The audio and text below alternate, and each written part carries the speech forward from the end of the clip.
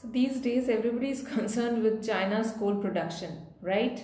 Not only China but all the countries, all the major economies have been affected by China's shortage of coal production. Not just production but also supply, because China is one of the leading suppliers of global coal, and at home it also uses up a lot of coal that is being consumed at a huge amount. So it is not just a supplier of coal, an exporter of coal, but also uses a lot of its coal that is produced at home.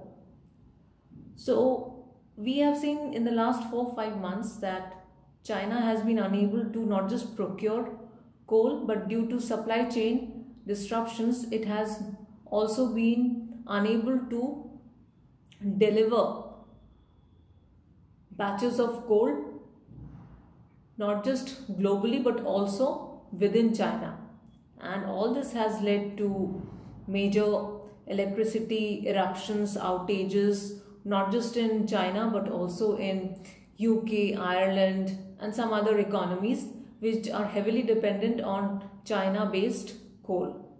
So what is it that China is doing to make improvements for its coal supplies? We saw that the supply had dipped earlier last year, and also this year has not been good in terms of coal productions at all.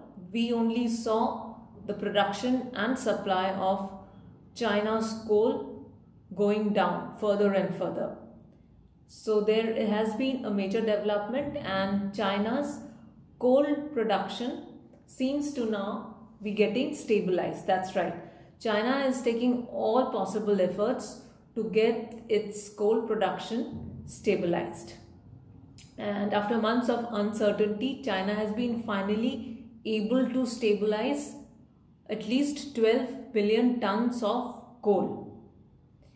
12 million tons of coal. Now, this coal shortage that they had led to a lot of production and manufacturing disruption, and because it is used for electricity, we saw a lot of outages all over China, right? So now this coal production that it is planning to stabilize at 12 million tons are now are on the track of getting delivered, and coal stocks are now being supplied to various locations all over China, which is again a good news, and it's expected to hit around 140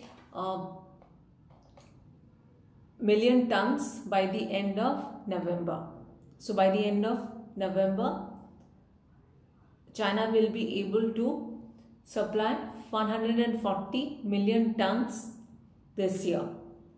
Now, and all this happened because there was a drop in the energy prices.